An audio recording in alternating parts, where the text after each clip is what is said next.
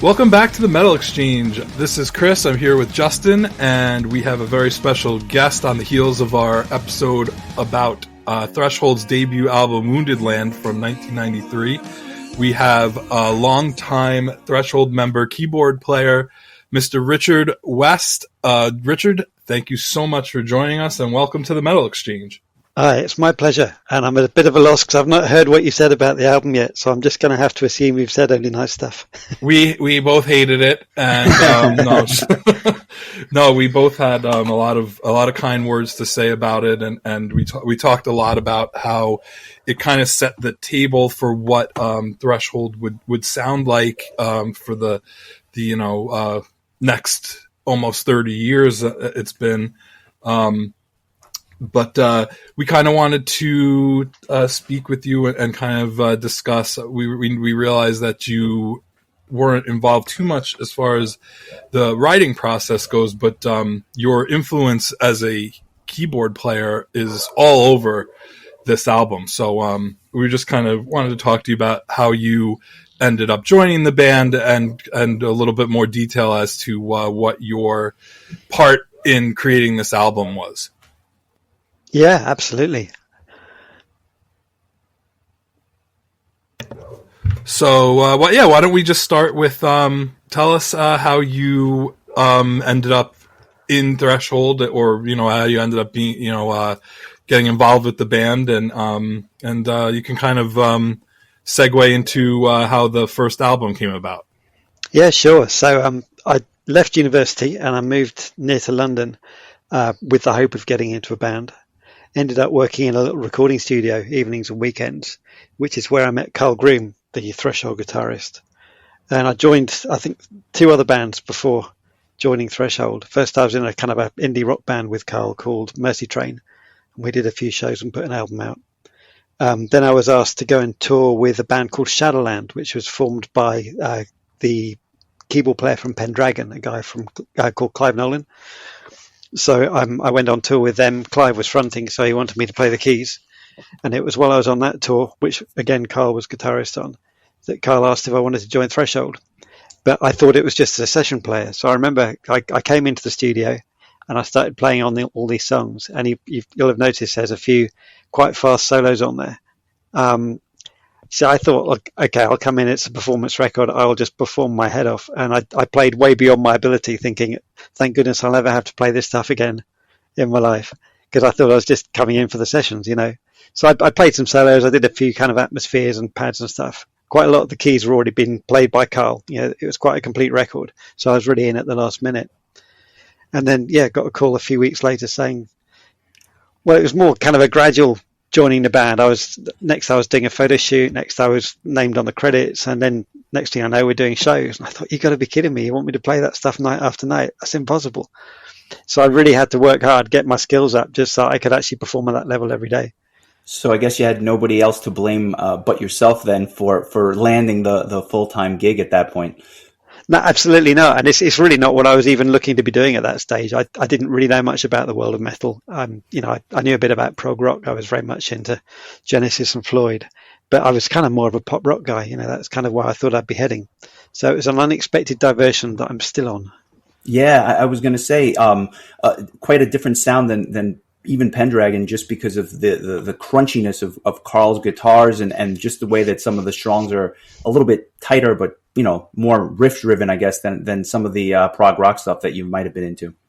Yeah, and you were saying that earlier the first album really defined how we were going to sound for the next 30 years. And I think that was the main thing. We started off with that double crunchy guitar riff. You had Carl and Nick Midson also just playing that dual riffing all the way through.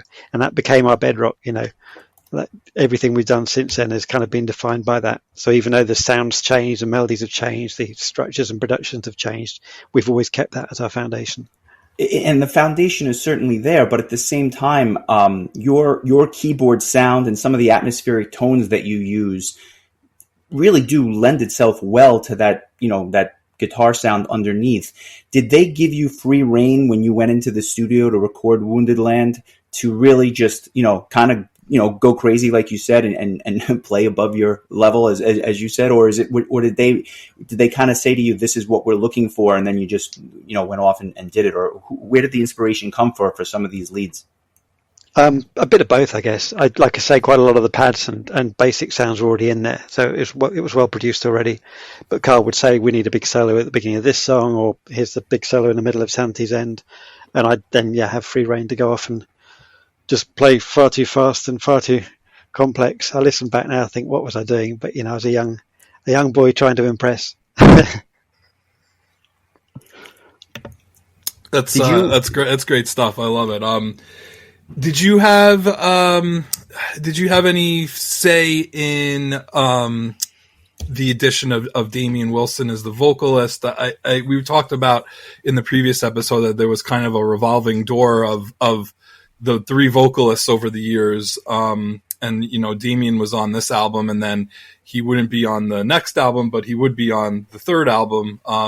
Was that choice already made when you kind of jumped in? And if not, did you have anything to say about his joining the band? No, he'd already joined before I got there.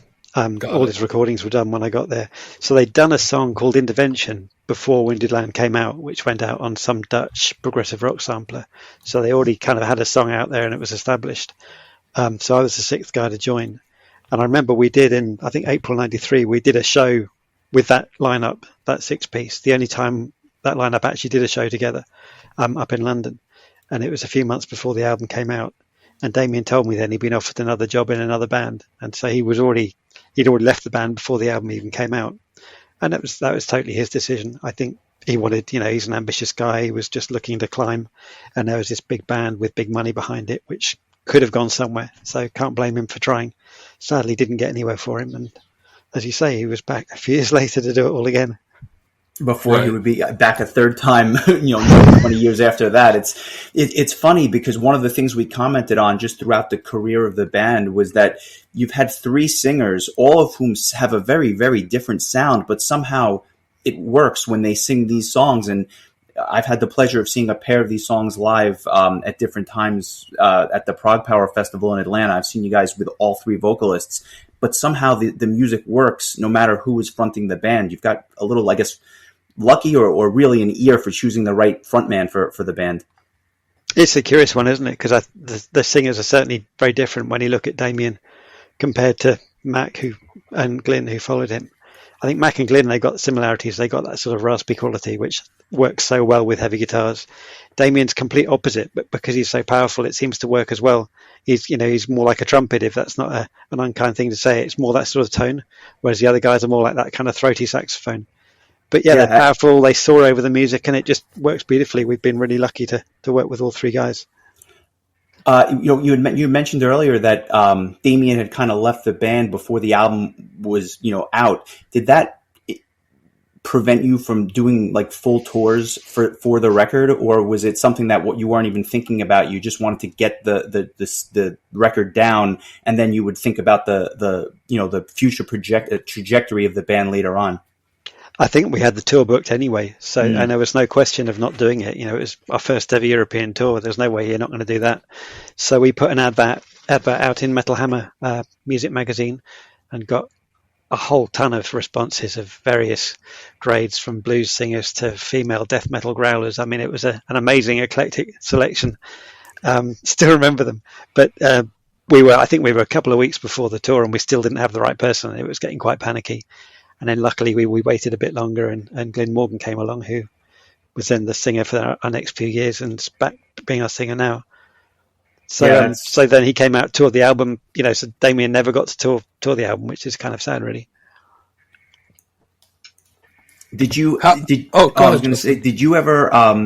when Glyn joined, did you realize that he was going to be able to sing this material? Like, I guess you had him in and you actually, went in the studio just to rehearse with him before going out and doing a full run of dates. Oh yeah, we auditioned a few from what I remember, but Glyn was the audition that sealed it.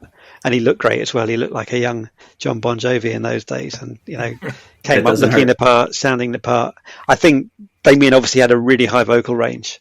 I remember on Mother Earth, which is a super high song. It goes up to top F, and he soared onto it with no problem at all. I think for Glyn, his voice doesn't naturally go that high, so he did a bit of work, a bit like me, I guess, with my speedy scales. I think Glyn did a bit of stretching to make sure he could get to there.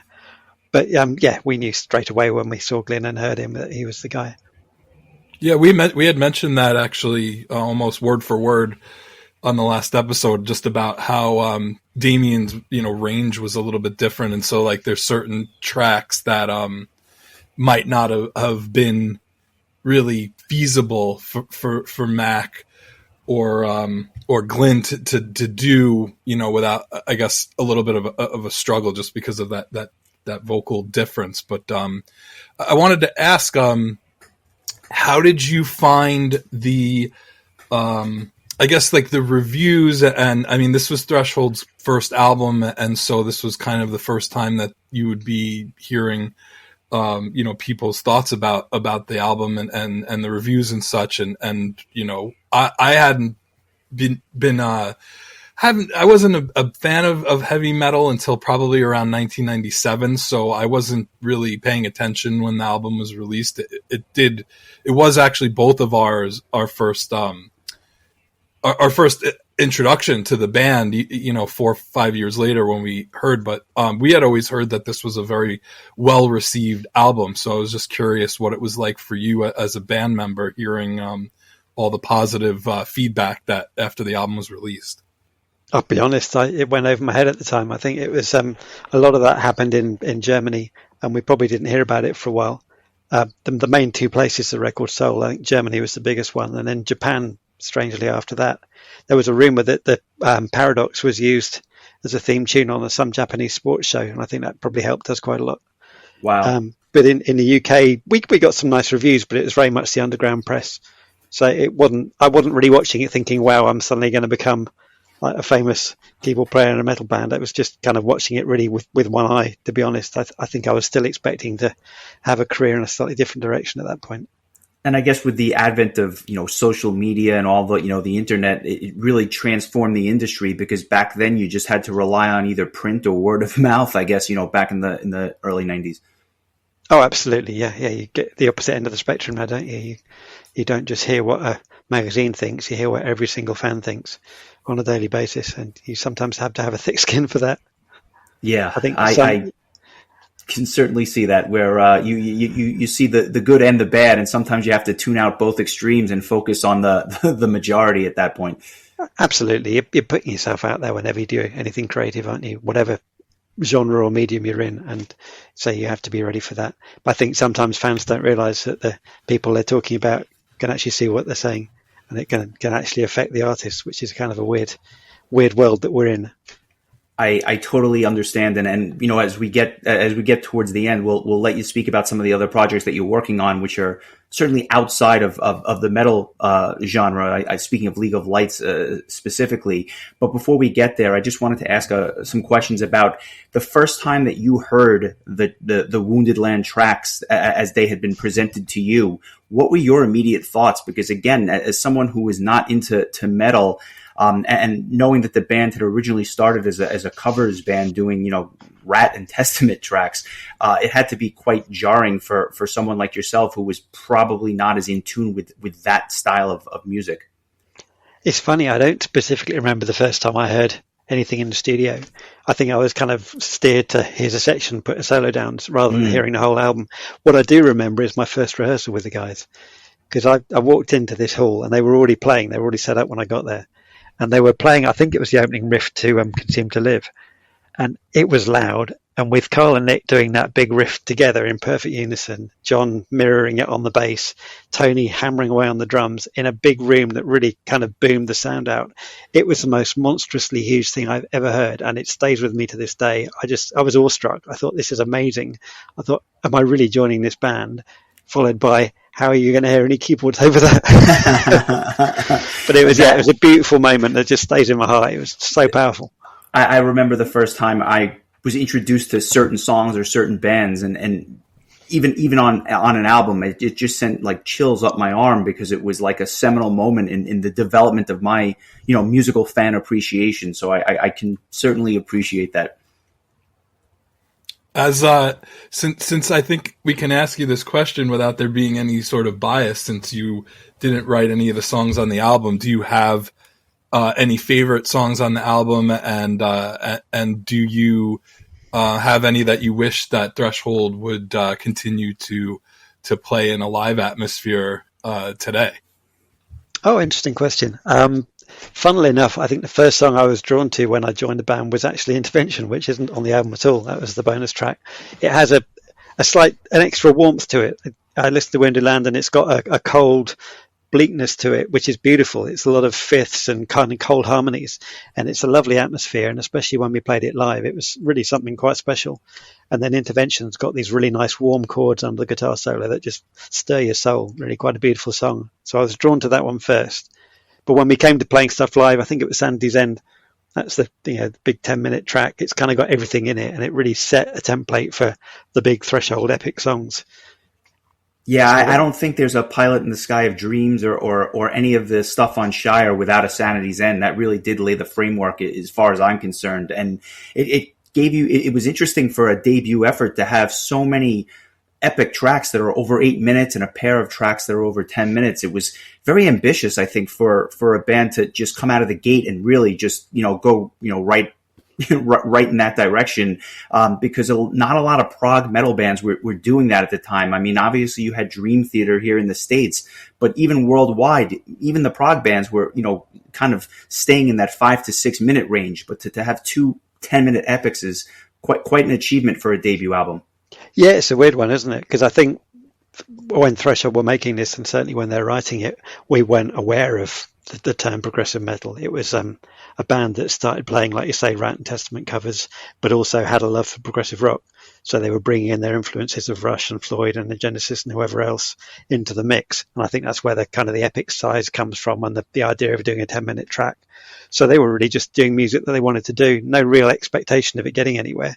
And, signing to a very small British prog label, no big ambitions or expectations at that point, just loved to get it out there, which I think in direct contrast to maybe Dream Theater, who, they all went to Berklee Music College, I believe, and they had a big infrastructure behind them, got on a major label, got an MTV, complete opposite route. We started right down at the bottom and crawled our way up. Well, I think it's a testament to the band and obviously the not only the current lineup, but the musicians that you've had throughout, where you've been able to stick together for so long and just be so consistent with each and every album, but at the same time not being stale, because you hear the evolution when you kind of go through the discography, which is not many bands can say that they continue to keep it fresh after all of those years. So obviously kudos to you and the rest of the band. I should note that even though you didn't have the songwriting credits on this album, by the time the band got to Psychedelicatessen, you would obviously contribute, writing Under the Sun. And then from there, obviously now you seem to have your hand in the entire process. Yeah, I think it took me a while just to get the hang of what the sound was. And I certainly back then, the Wounded Land, I don't think any of my songs that I even write today would have made it onto Wounded Land, because it was such a different style and sound. But as we moved on, we kind of changed to suit who was in the band. Things like doing a power ballad, for example. I've done so many of those with Threshold, but you wouldn't have got one onto Wounded Land. And it was actually Glyn Morgan when he joined, and he wrote the song Innocent, which became the big single for us on the second album. That kind of opened the door to say it's okay to do a power metal band that's kind of warm and catchy, rather than just the bleak, colder sound of Wounded Land. So we moved on as we went along, Yeah, and even the ballad on Wounded Land, Keep It With Mine, as beautiful of a song as it is, it's uplifting, but it still has that kind of dark quality that fits with the rest of the album, where it doesn't have, it's not quite as, I don't know, I guess to your point, that a song like Innocent really just lends itself to more ears, whereas Keep It With Mine is a little more introspective. Yeah, I think it stays small, doesn't it? So even though it's kind of a warm major key song, it keeps that bleakness, probably not the right word, but it does fit the album. And it used to be a great track on stage, because that would be the real kind of come down moment. It would be like a palate cleanser before you go off into the next big blast of noise. Oh, which after you're playing for an hour, 90 minutes, or 2 hours, I think is a welcome addition to any set list. So it was, in fact, I had commented I'm familiar with the wireless acoustic album, the Fan Club CD that you did back in, I guess it was 2001 or 2003. I always felt that track should have or could have been on that album, even though it doesn't necessarily lend itself to Mac's vocal style necessarily. It's just the perfect acoustic track, for an album like that. Absolutely, but of course it was already an acoustic track, so I think we didn't see any sense in reworking it. No, yeah, that's true. You don't need to strip it down anymore. The only reason it wasn't there, is. Yeah. But yeah, it would have fitted beautifully, and it was great song with Max singing as well. And I had, I think I had mentioned that Damien sings pretty high on the studio version, so I'm not sure how it would have been with either of the other vocalists, but I just that was one of the songs where Damien really, I think you used the word soar before, and that's such a great way to describe his vocals. It was his very soaring vocals. I did want to ask, you could correct me if I'm wrong, but I'm fairly certain that Threshold's first show in the United States was at the Prog Power Festival in Atlanta, and we were both in attendance at the ripe old age of 20, and that was one of the reasons we chose to attend for the first time, was to see Threshold. And what was that like, being coming to the US for the first time and performing? And you obviously you guys had come back. I think you've played the festival 3 times now, and each time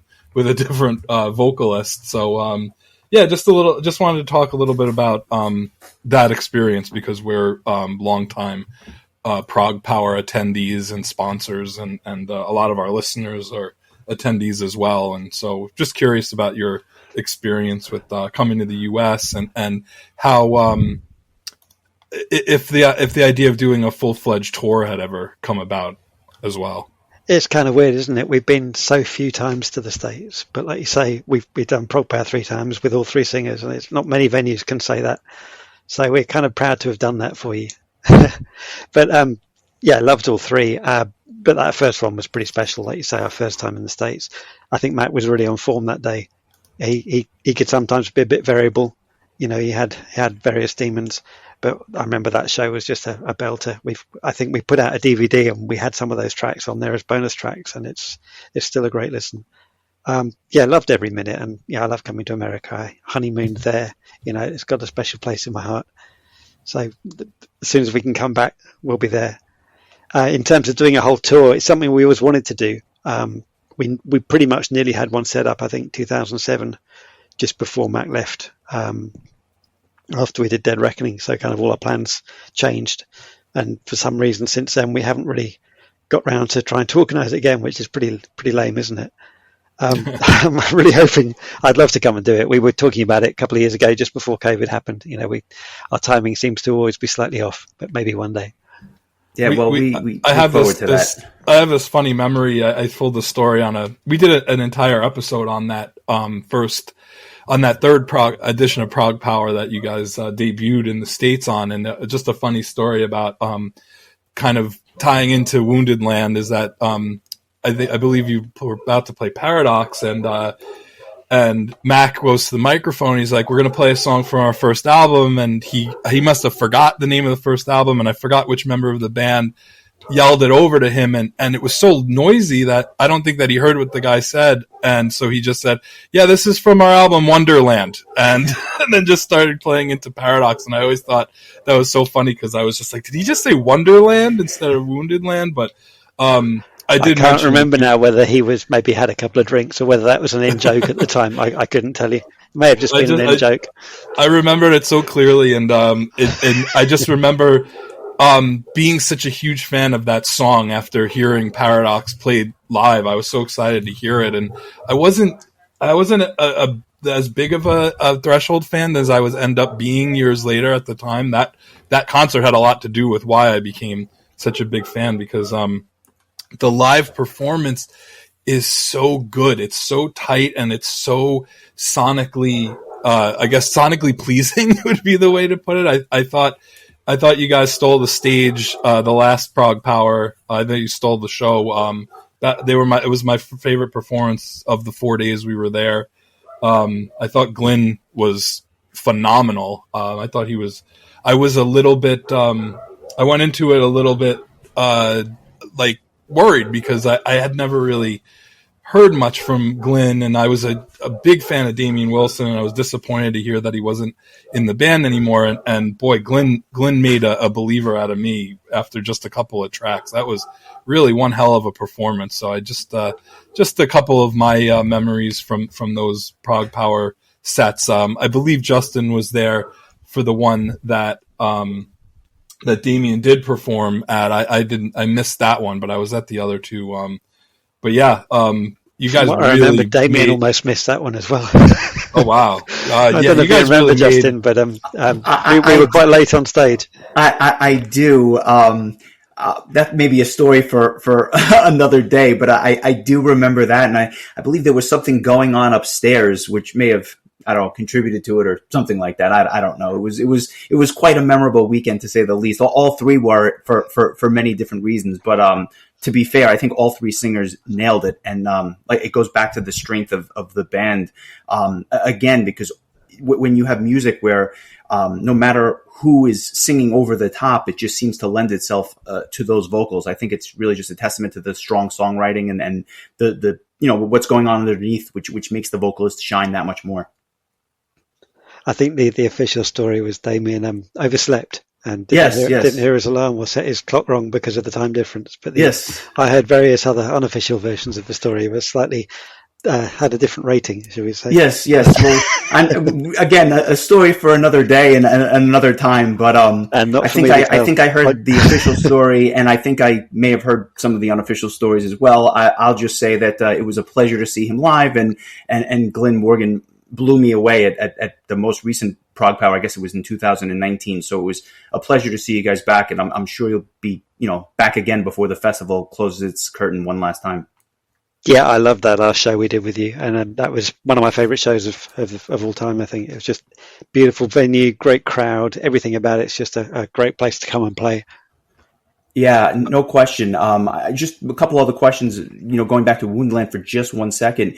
Is there any, a lot of the bands now are going back into their discography and kind of selecting an album to play live straight through? I guess it's kind of the thing that bands are doing now. Has there been any discussion about either playing Wounded Land or any of the other albums in its entirety for an audience or for a special recording of some sort? Yeah, we've talked about it quite a lot. We nearly did Wounded Land, actually. I think a few things kind of got in the way and it didn't happen. And then we keep missing all these big milestone anniversaries, 20th of this, 25th of that, thinking, we should have done that. And then COVID happened and all the plans went out anyway. But a couple of times we've done it. We did for the Journey. When we did the initial tour in 2014, we went back the next year and did the whole album tour where we played the whole record, and it went down really well. So we did the same with Legend of the Shires, which of course is a concept album, so that worked even better. So it's something we love doing. The fans love it as well. So I'm sure we'll do it again in the future. That's great. I guess before we let you go, do you have any other projects that you're working on or anything else that you want to talk about? I had mentioned League of Lights earlier, but just curious to see what the future holds for both Threshold and for yourself. Yeah, always got irons and fires. League of Lights, we did a couple of albums, pretty much both during lockdown, so we didn't really get to tour them, which was a shame, but been great fun to do. Like you said, a bit of a different sound compared to Threshold. It's it's not heavy metal at all. It's more kind of pop rock, but something I do with my wife, and we've loved doing that for the years. But really, the last few months have all been consumed with the new Threshold album, which I can't wait to share with you. It's been a long time in the making. We wrote it in 2020, recorded it in 21, we'll release it in 22, which is nuts. It used to be a lot quicker than that. Yeah, so, that's wild. It's been 5 years since Legends of the Shires was released, huh? Yeah, there's a weird stat I noticed. Since I think for our last 7 albums, they've only ever come out in years ending in 2, 4, or 7. I have no idea why that is. So I guess expect the next one from us in 2024. As long as we're not waiting until 2027, we'll consider that a little win, if you will. Can you share? And if you can't, certainly, if you can't, you can. I understand how things work with labels and whatnot. But can you give us an indication as to when we may hear a single or when the actual release will be later this year? Oh, whatever could. So we're 99.9% finished. all the artwork's done, all the mix is done. We just got a couple of tiny tweaks we want to do, which we'll get back in the studio and just finish off next week. Then we deliver it to the label, and then it's up to them to set the timeline. So if I could tell you, I would, but they haven't told me yet. We used to be, you give it to the label, they'd need 3 months to promote it and put it out there. Now it's pretty much 6, because it takes so long to press vinyl. I think everyone wants vinyl again. Half the vinyl pressing plants have closed down, and they're all clogged up pressing records for Ed Sheeran and Adele. So it's for some reason, I guess they have a little more clout. I don't know why. But so it's 6 months probably minimum, but we'll have to wait and see how it goes this year, and then hopefully back out on the road in the autumn if the world allows it. I'd be remiss if I didn't ask, as a diehard PowerQuest fan, just your thoughts on getting to do a little bit of co-songwriting with Steve Williams on the title track of their Sixth Dimension album. It's one of my favorite songs that they did on that album, and it was cool to see that you kind of had a hand in it. Just curious what your thoughts were on that process. Oh, that was really fun. I've worked with Steve Williams for years on various PowerQuest albums, doing various bits for them. I think the first thing I did was film a little video clip for them, and then I was producing vocals and producing keys. And I played on a couple of tracks back on, I think, Human Machine, and they did a Megadeth cover back in the day. I played on that. So I kind of gone back a long way with the guys. So when he said he wanted to co-write a song, I thought, yeah, absolutely. Very happy to do that. So we had great fun. We just mostly sat and chatted, and then occasionally we'd pick up guitars and keyboards and write a bit, and the song actually came really easily. It was great fun to do. Yeah, I thought it came out fantastic. I love that Annette, formerly of Nightwish, did some guest vocals on there. Just a very cool track, and I think that it really stands out as kind of different from the rest of the songs on the album. So I just thought I would throw that in there as the resident PowerQuest lunatic of the group. So I was aware it was slightly different to the rest of the record, so I'm glad to hear you felt it fitted, because I know that they're generally a lot faster and crunchier. So yeah, it was nice to give them something slightly different. Yeah, it is. And I know that, Steve has written some really good kind of mid-tempo songs over the years. So I thought that this really did fit that kind of style that they had done in the past. But just wanted to mention that. And personally, I'm a big fan of the League of Lights. We're doing an episode. Our episode next week is going to be our favorite albums of 2021, and I will be there's a little spoiler, I will be mentioning that as one of my top 50 albums of the year. I thought it was a really nice kind of change from all of the metal that we have to listen to for our podcast, and just for our own fun and entertainment. But it's always nice to hear something that's a little bit different, and I thought that you guys really did a really wonderful job. And I thought personally, I thought The Collector was just one of the best songs I heard all year last year. So just wanted to really mention that, and just say that that was a really nice, really well done album. I enjoyed it quite a bit. Oh, thank you so much. I will tell the wife. Are there plans for a third album, or was this just to kind of fill in the time while you guys were locked down in quarantine? It certainly filled the gap. We weren't expecting to make another album quite so quickly after the last one, but with lockdown coming, you couldn't go anywhere, couldn't do anything, and we had all these ideas for songs, so it was a perfect opportunity. I'm sure there'll be another one. We haven't written anything new yet. Been too busy with Threshold recently, but thank you. I'm honoured that the album made your top 50. I really appreciate that. Thank you. Well, thanks for making it.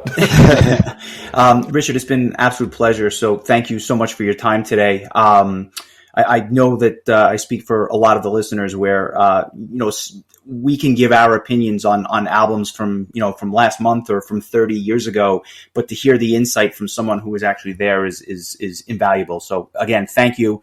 We look forward to catching you guys on the next tour and hearing new music from you later this year. And wish you nothing but good health and Happy New Year. I appreciate it. Happy New Year to you both as well. And thank you for having me on the show. Cheers. Yeah. Thanks again, Richard. We really appreciate it. Okay. Cheers.